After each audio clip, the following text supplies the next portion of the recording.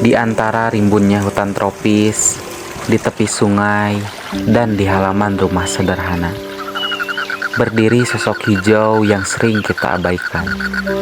Batangnya ramping, berongga, tak mencolok.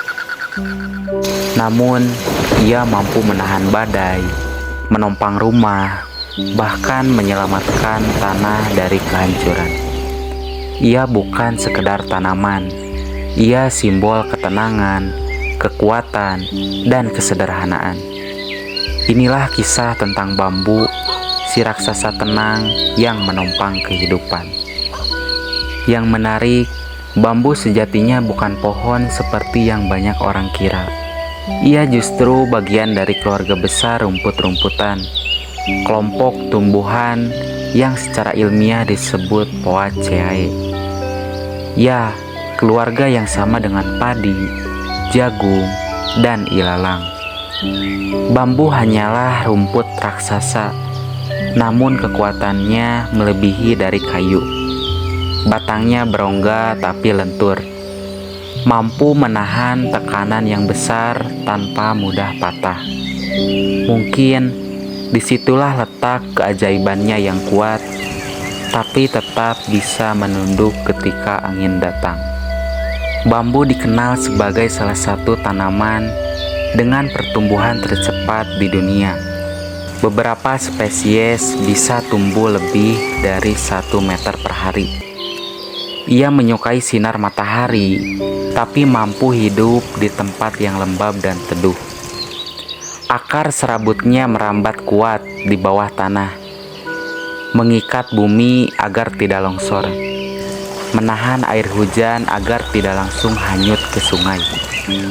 Di saat tanaman lain layu karena kekeringan, bambu tetap tegak menyimpan air di batangnya, berbagi kelembapan dengan tanah di sekitarnya. Dalam kesunyian, ia bekerja menjaga keseimbangan alam. Bagi manusia, bambu adalah karunia serbaguna. Dari batangnya lahirlah rumah-rumah tradisional yang kokoh. Dari daunnya, atap dan wadah alami yang ramah lingkungan. Rebungnya menjadi makanan dan olahan yang bernutrisi tinggi. Bambu juga jadi simbol kehidupan di banyak budaya Asia. Ia melambangkan kesederhanaan, keteguhan, dan keseimbangan. Ketika badai datang, bambu tak melawan keras. Ia hanya menunduk dan karena itu ia selamat.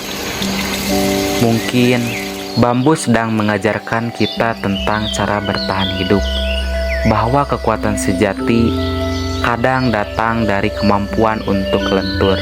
Tapi keajaiban bambu tak berhenti di situ.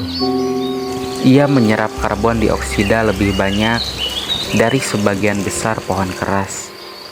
Ia tumbuh tanpa perlu pestisida, tanpa perlu perawatan rumit. Hutan bambu menjadi rumah bagi berbagai hewan. Ada burung, serangga, hingga panda di dataran tinggi Tiongkok. Daun bambu yang gugur menjadi pupuk alami, memperkaya tanah tanpa merusaknya. Akar-akarnya menahan erosi, menjaga sungai tetap jernih. Dalam diam, bambu bekerja seperti penyeimbang ekosistem, pelindung bumi yang jarang mendapat ucapan terima kasih. Namun kini, banyak hutan bambu mulai menghilang. Penebangan tanpa kendali, alih fungsi lahan, dan perubahan iklim mengancam keberadaannya.